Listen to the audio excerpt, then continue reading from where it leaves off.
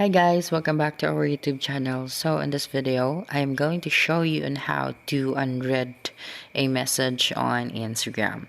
So to do this, just have to open your Instagram application first.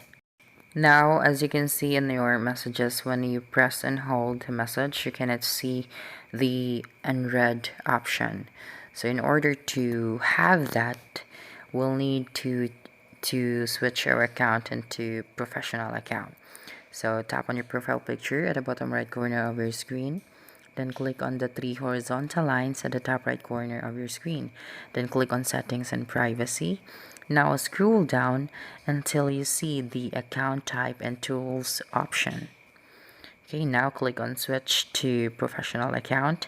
Then click on continue. Now choose what best describes you. Okay, then click on next. And then continue or not now. Now, when we close our Instagram application, then open it again and go to your messages. And then when you press a message and hold it, you can now see the mark as unread option. So just click on it.